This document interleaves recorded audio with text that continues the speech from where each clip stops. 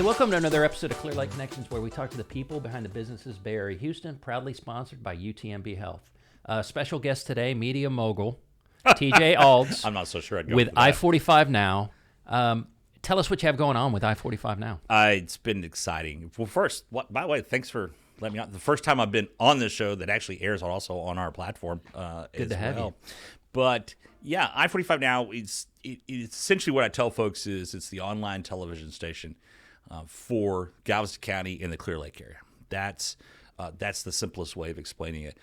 We use the digital platforms to do so, and we've been around since 2017. Took advantage of the social media channels to put everything out, but now we've created our own channel that it's on your phone, your laptop, and soon enough you can have it on your smart TV as well. And that's pretty exciting because that's our next level. That was when I say, all right, now we've gained a following, we've gained a trust, and but that's what we're really looking forward to right now. And you really have gained that trust. Anytime something happens, like we see smoke or something anywhere around, my wife instantly, we got to get on I-45 Now to see what it is. And usually, I don't know how you do it, but you guys are always there. It's commending of my staff mainly, but also our viewers. This was not, to tell you the truth, I'd worked for many years in television, worked many years in newspaper, worked many years in radio, and those are always kind of the newsroom-centric type of things that the newsroom decided what stories would get done and the like. By working in the social media realm at first, it kind of flipped it on its head where it's viewer-driven. I go back to when we were first on the air. It was in 2017. We launched that spring on Facebook. Only place we existed, only 2 employees at the time, Car Halava and myself. But then that summer, Harvey hit. And Hurricane Harvey was such a big story, affected this entire region and the like. And we had the 2 of us. Well, by this time, we had actually a 3rd part-time employee. And we were out trying to cover the biggest news event for the entire country, really, at the time, and trying to get to things and the like. And right away, our viewers were actually the ones telling us what was happening in their communities. And that really kind of changed how we would approach news approach. And we would get a viewer saying, hey, I live here. This is what's happening. We'd call, verify that information. Yeah. And it was accurate all the way through. And they were sending us videos and photos and the like. And it would be what you hear the term crowdsourcing in the digital world a lot. It was crowdsourcing news, but verified by a trusted source. And that really changed how our approach. And instead of being newsroom centric, like most news organizations are, we decided to go the opposite direction, but add that newsroom element, the vetting process, the connections with the officials. And because of that, that's a lot of why you say, oh, wow, how do you get everywhere? And I tell folks that Harvey story because most of the time, what you saw the content-wise you saw was coming from our viewers. Floodwaters in a neighborhood, trees falling down, cars flooded out, all this. And it looked like we had 900 people out and about every single community in our coverage area, every single one of them. And because of that, that built even more trust with our viewers, because they said, hey, they listen to us. They're telling us what's happening in our neighborhood. And then we just went about to reporting and going to different areas. And a lot of it was not because we talked to some official somewhere. It was because our viewers said, hey, this is going on. And I think one of the biggest marks came is when in League City, the Bay Ridge subdivision was underwater. People were trapped there. They'd been calling for days, trying to get help. I say days, 24 hours. Yeah. It seemed like days. And one of the assistant fire chiefs called us and said, we need to get the word out. We need boats. When we went live from there at a Chevron gas station on the corner and just said, they need boats. And as we're live, people started pulling up. And that really changed our focus, too. We're not going to be newsroom-centric. We're not going to decide what the news is. We're going to let our viewers kind of point us in that way. And then so we've been very aggressive bringing on tools, bringing on staff that have the same mentality. And that's been the effective way of we connect with the viewers. But so I guess But you saw the changes were coming well before Harvey. Right. That just validated. It did. So it did. you've worked in this industry for a long time. When did you really? Yeah, I grew up in this business. When did you really think to yourself, okay, we've got to figure out how to do this differently because it's changing? To tell you the truth, and this is going to be a funny way to say how this is, I was laying in the hospital, and that's when I figured it out. And people go, what? I said, actually, I'd already had plans. I'm starting I-45 now. Had the brand, had the logo ready to go.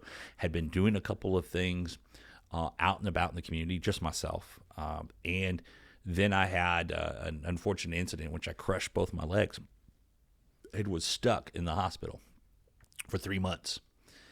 Not able to report on news or anything like that. I was getting frustrated. But what I was finding was my only connection to the outside world was through social media. I mean, I could go to every news app or, video, page or web page and the like and catch up. But really, social media was how you would keep up with what was going on in the world. And that's where it struck me that, wait a second, the days of us telling you what the news is and going to you has flipped on its head already, and our industry just doesn't know how to handle it. And I started talking to folks I knew from the industry. I'd worked with several when I was in Channel 11, KHOU, and BELO when they were trying to build a lot of the digital infrastructure. But by then, folks had moved on. They were at CNN. They were at Fox News. They were a couple of them were out in California working in this world. And California had some of this in local markets where they were doing it mainly through social media. And what it was, I'm a data guy, so I started looking at trends. And you were seeing this rise of Facebook and this rise of Twitter. And a lot of it was driven by national stuff. That time in 2016, when this happened to me, was the presidential election, and mainly the Republican primary. Donald Trump's involved. He was taking advantage of social media in a way different than other candidates had. It went from the traditional way of, let's just put something out there and then everyone will come to it, instead of, let's put something out there that'll draw people to us. Mm-hmm. And that was it. It was becoming that way. You saw Instagram on the rise. You saw Twitter on the rise. And there was a way to harness that on a local level and be trusted at the same time. And that was the key component to me, is this, how do you do this and be trusted? Yeah, I could create a site and let anyone go in and report, but I don't know who that person is. I don't know if they have an agenda. I don't know if they're biased. I don't know any of that. So I had to have a vetting side of that. And I think that's what really grew, is that people, fortunately, I had a name for news in this market already. Mm-hmm. And by doing that, I think that's where we really grasp on, is that our viewers said, oh, wow, not only did they take what I sent them, but they found out more information than I knew about it. And they like to be tied to the fact that we had the factual story out there. So that really helped it. And you're right. You've built that trust, and that trust is key, because I have a coworker who is always saying, oh, I heard this news on TikTok. And then we have to be like, are you serious? Come on. I mean, so that really is it's what sets you apart. Yeah. And I said that vetting part was the very important part of that. And because we had the sources, now, a common person, I don't want to call someone common, but an everyday person who's driving down the road and sees a crash and they shoot video of that crash, well, they could tell certain things. There's a crash and there's a fire, and they don't know anything beyond that. They'll just speculate. But from that video, I'm able to see what agency was there, even if they don't know. Mm-hmm. I'm able to see where the location is better than they can, because I identify where the road is. I-45, for example, I can tell by certain billboards what community it's in. Mm-hmm. And then we know who to call. That's where this difference comes in. I'm able to call right away to someone who's going to tell me what happened. I'm not calling dispatch. I'm not calling people who are actually on the scene in the middle of trying to fight something or battle something or get traffic cleared. I'm talking to the spokesperson at the department, whether it's John Griffith at League City, Assistant Chief Edge in Webster, the fire chief somewhere. Those are the folks. I have them on speed dial. They know me. I know them, and they're able to get info to me like that. And because of that, we're able to relay it quickly too. Mm-hmm. It's not like wait till the next day to get it. We'll have it up, once we have it verified. And then, of course, we're at a lot of those scenes as well, and so we'll know someone at the scene. We'll know the sergeant or the lieutenant or whoever's in charge of the scene, and they will take their time and explain to us the basics of what's going on. And from that, we're able to say, all right, here it is. And the most important thing is to tell you is, are people safe? Is the road going to be closed? Do you have to divert around it? Just the most basic things. Aaron Sorkin wrote a line in the West Wing a long time ago, the 99-cent story. It's called 99-cent story because everybody can identify with the 99-cent hamburger that's at McDonald's or Burger King or whatever. And those are pre-inflation. Yeah. Now it's probably $2.29. But it's a way of explaining a story in the most simplistic form of people want to know, hey, not only just, hey, there was a car on fire. They want to know, are those people okay? Do I need to go somewhere else? Am I safe? No matter whatever the scene is on those breaking news stories. Yeah. And then what we did from that is branch out to say not just the breaking news stories, but also what's going on in our community. That's why we're involved with the Chambers of Commerce. In there, we have several partners, including the Clear Lake Area Chamber of Commerce. And we go out in the community, find what's going on, and we work with them. And so we have kind of that balance of the two.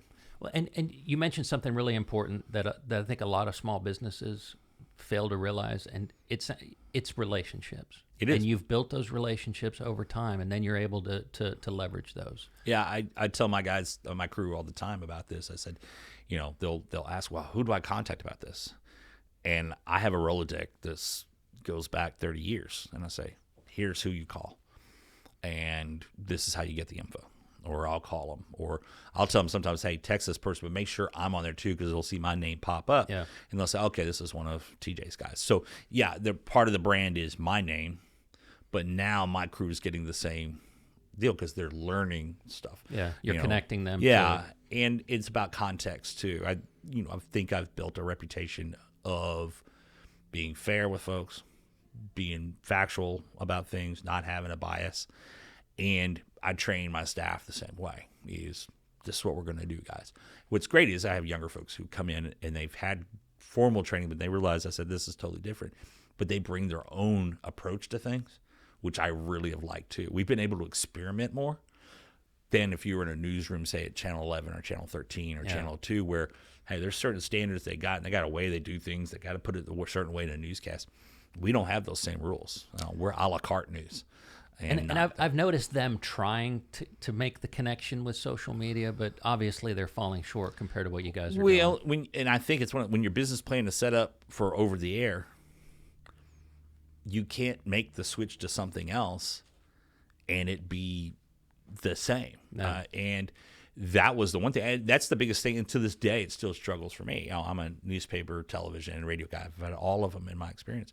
And I try to bring all three into every story that I maybe work on. But there are times I notice it too, that I get too formal in something. I write a 500-word story where 100 words would have done fine. Just let the video tell the rest. And so that's the approach of trying to break that mold and go the other way. That's also why, though, too, is because the input from our viewers is super important. Every time we'll do a story, we'll get comments on it, and I'll look at the comments and go, oh, wow, I hadn't thought about that angle. So I go find that out and say, hey, find this angle out. Or someone may have info we didn't know before. And we'll adjust the story, update it, give a new story. It's not that the story we had was wrong. It just there was some other info that we could have followed up on as well. Yeah, and you're not like traditional media tells. You're actually listening to the end consumer. And that's why we actually have a policy too, is that when our viewers reach out to us, they got to hear back with us within 3 hours. We get busy sometimes. We tell them up front, hey, if we're on a breaking news story, we can't answer you right away. But we listen to them, and say the truth, where we get a lot is when people get critical of us. They'll not like a headline or something like that, and we'll talk it out with them, and we'll listen to that perspective, and then we bring it to ourselves and say, okay, hey, should we approach this differently? And we've actually adopted policies on reporting that based on what I had done for years, I would not have done until now. And it's because our viewers have given us that input. And again, having that feedback, and it's instant feedback, actually makes us better, I think, in many ways. Well, and I like what you said. You don't shy away from the negative feedback. No, you use it as an opportunity to discuss it and get better. I tell people when I cover stories that if there's a controversy, say, at a school district, and I'll call the superintendent up, and they want to a lot of times dismiss it, because it's just this person always comes for me. I said, yeah, but she's making a point here. I mean, I can tell because you're already adjusting policies here. Isn't this fair to say this is kind of good criticism? So I would tell sources a lot of times, hey, can you just tell me what your reaction is? And a lot of times I have found over the years that if we would listen to our critics, if you're, instead of protecting the institution, as I tell folks all the time, listen to your critics, you're probably going to be better at it. And it's about transparency, which is what we're about. That transparency cures a lot of problems, I think. That it's when folks think things are being done in the dark, that they don't trust it. Yeah. Well, and you've obviously made the leap to digital, social. I mean, you it's a blueprint, right? But like you said, some of these traditional organizations, they struggle with that. They do. And it just and I say that though, but I come from a traditional media background. My father owned radio stations and newspapers across parts of Texas for many years. He was dying bred, journalism guy, and still is. I mean, he's retired now, but all I'm doing is what my dad taught me. I just have new tools. Yeah. But I think a lot of times, and media is just as guilty of this, is that the institution doesn't recognize what I call systemic bias of just because we've always done it this way, that's what it is. And it takes a while to get whacked upside the head to realize there may be another angle to a story. And there's nothing wrong with listening to the critics about it. Now, you can say, because we get so much, we did this one story and the critics are talking about something in that story that really has nothing to do with that particular story. They're talking about a general subject. And that's why you have to dig down. So like you verify a story with a source, you dig down with them and say, well, what are you really talking to me about here? And you find out they're not really talking about that one story. They just want another story done that talks about a different subject that's related to that. And I think that our industry has often failed at doing that. And when they do come around to it, it's too late. And on the news side, I'm not talking about the opinion side. Most of cable news nowadays is just opinion. It's not straight up opinions reporting. Are easy, right? Yeah, the opinions are easy. They are. Yeah, everybody's got one. Everybody's got one. But opinions can make factual news gathering so much better. Listen to those opinions, and you're either going to go verify what they've told you, or you're going to say, oh, hey, I see where you're going, but here's what the actual information is. And I get a comment from a lot of folks when I'm saying, hey, listen, I looked into this. Here's what it really was. And this is why it was this way. And they go, oh, okay, well, I was wrong. I get that a lot. But a lot of people think people are just in their camps. And politically they may be. But when it comes to factual information, you'll see them change a lot. And I would say 90% of them will say, oh, okay. Because they're talking about a certain thing. They're not talking about overall topics. They're not talking about the philosophy on life or anything like that. So when we set out and decided at some point we would have to work away from the social media platforms that existed because they themselves are using algorithms to manipulate what people see. Create echo chambers. Right. Yeah.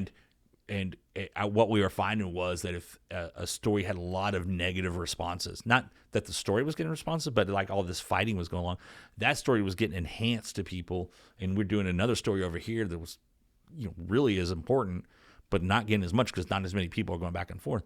We could see what was happening. And at one point, I checked, and about 60% of our content was not getting to 80% of our audience. And I was like, whoa, that's actually news manipulation.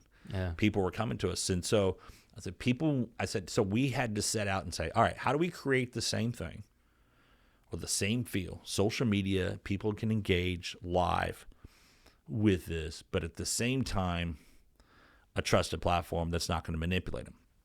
And we partnered with a firm that and of course that costs money because right now, everybody can go on Facebook, get an account, it doesn't cost them a thing. Yeah. Then go on Twitter, unless you want a blue check, it doesn't cost you a thing. I mean, and I get it. Those companies, they're doing that because they got to sell advertising to the side. And that was the other thing, is they were selling advertising that would compete with our locals. In the middle of a story about, something about a local bank, Next thing you know, there's an ad running for National Bank. Well, no, that's not what we're about. And so when we set out to create the I-45 Now channel, we created, and it took us several years, but we've created a social media platform that doesn't have algorithms, doesn't take your data and share it with people, doesn't manipulate what you see. What you see is what you see. And if you want to comment on it, that's what you comment on. You want to comment in your own area and profile, you can do that as well. And so when we brought that about, that I think meets the criteria, but it's also something in which we get to say, all right, we're not going to manipulate you. We're not going to tell you. And what kind of growth have you seen on the platform? We launched a soft launch on March 2nd. And we're averaging, close to 500 signups a week. That which is good. Obviously, when you're going from having 161,000 followers on Facebook, it looks like, oh my God, it's just not going as good. But you have to take it in perspective. Yeah. When we launched I-45 Now, formally, I had one follower, and it wasn't even me. It was Joe Jaworski. I tell people this. Joe Jaworski, the former mayor of Galveston. He was the only follower we had the day we launched. And the only reason was I think he happened to be up at late at night when I launched the page, and he sent me a message saying, oh, this is cool. And I saw his like and followed us. But it took content and driving it. Yeah. And so we knew at a time we'd have to make this transition. But we use the social media platforms of taking our content, sharing it there. When you click on it, it brings you over. And at first people didn't know. They were like, okay, is this going to be like Facebook? Are you going to take my data and sell it to everybody? But that's what we're trying to really, that's one of the reasons I wanted to come on today was explain to folks, we're not selling your data. Yeah. We're keeping it.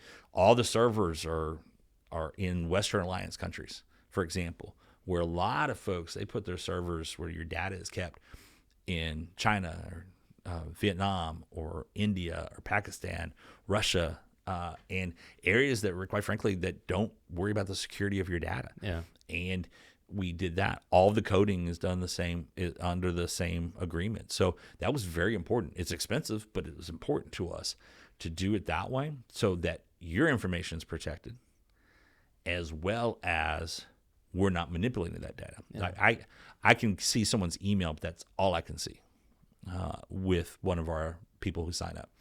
Well, like you said, you've built up that trust. I was looking through my bank statement the other day, and I saw I-45 Now, so I asked my wife about it, and apparently she trusts you for her. Yeah, that's it. She paid the $1.99 and came in, and it's by the way, it's important. It's an annual $1.99, not $1.99 a day or anything like that. But that was one of those things. We're built financially in a way. Yes, we get sponsors, and we have partnerships with TV stations that pay for big content, but this infrastructure, it as I had to explain to someone yesterday, it actually cost us $2.50 for every subscriber to come onto the app.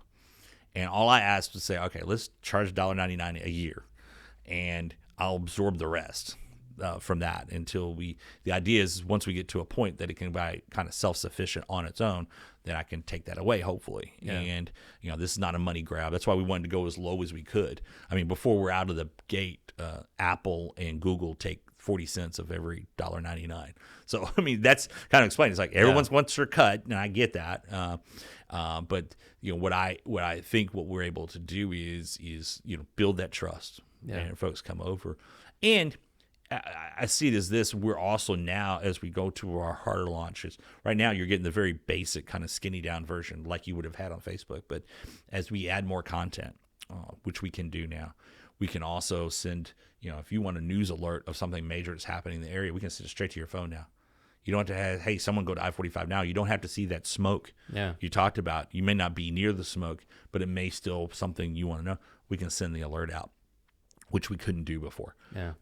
And for those type of messages. And also it's given place to people that can come and gather and do their own thing. And just like you do on social media, share what's happening in your neighborhood and the like. And we're able to look at that content too and say, hey, and reach out to you directly and say, hey, we like this.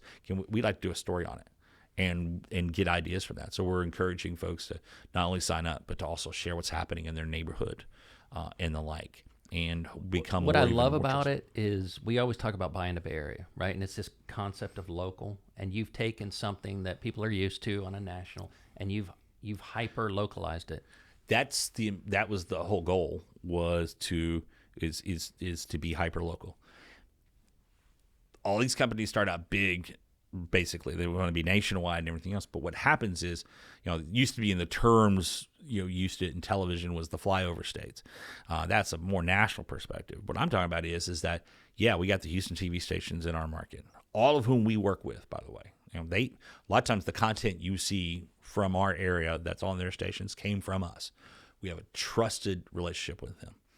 But what happens is that, yeah, they got to cover the Woodlands, they got to cover Sugar Land, they got to cover downtown Houston, they got to cover Beaumont and Galveston, and well, we're not going beyond NASA Road 1 or Bay Area Boulevard, I should say. That's everything from there south. That's us. Yeah. And that's what we're going to cover. And that becomes important because it's as big of a deal to folks. A flooded street in League City is just as important to folks as a flooded street is for folks that live on Westheimer. Yeah. But it's more important to one group than the other, depending on the location. Exactly right. It's all news is local. Yeah. And that's our approach, is we're going to go where the news is. Yeah. And one of the things we don't have an office.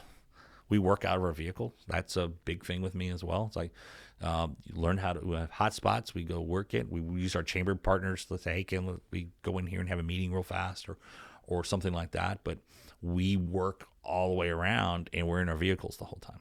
And that's how we're getting. And that's part of it too. Is like that smoke you talked about when we first started. We see it too because we're out and about. We're not sitting in a newsroom and hear about it then run to it. And we're out and about, and we see it at the same time. And we go because we're going to be curious. And if it's something, we're going to report on it. Yeah. Sometimes smoke is just smoke. Yeah. Sometimes there's a fire. If it's a fire, we're going to report on it. If it's just smoke from something innocuous, we're not going to report on that. So, but in a region this size, you're able to find so much content. I've always said there is. I mean, a lot of folks say, "Oh, nothing happens around here." I said, "You'd be amazed at how much actually happens down here." Yeah.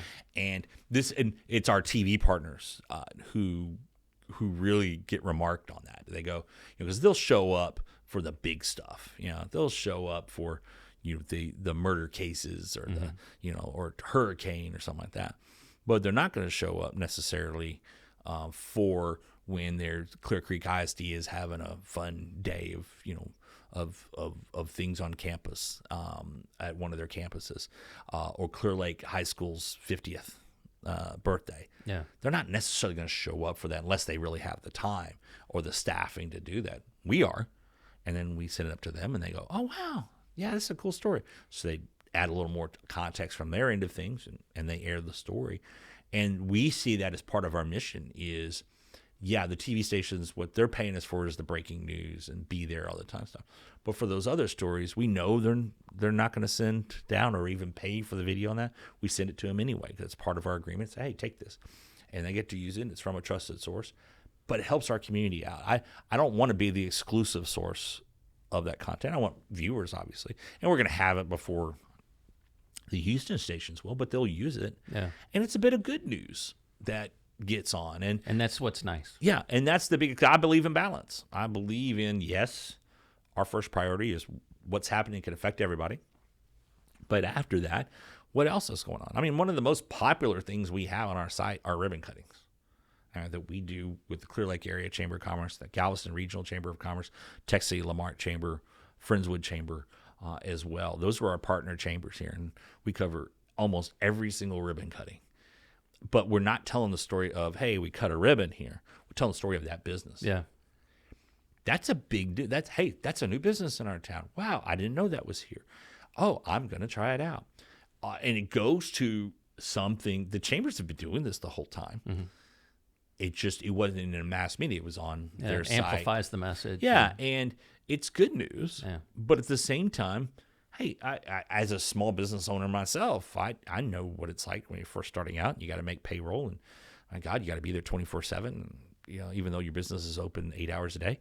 I mean, those type of things where you're trying to adjust and having just that little bit of boost. Right? I didn't have to pay money for it, and thanks to our partnerships with the chambers, those small businesses, they join the chamber. That's their only expense of this. We show up, We cover it. They get a little boost for themselves.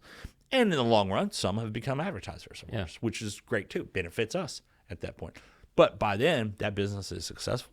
It's on its 2 feet. It's doing well. And we think we played a part in helping them get well, and the entire community benefits from Yeah, that, they so. do. I think so. You know, that type of news is important as well. And that's as I said, it's some of the most viewed stuff we have is when a new business opens.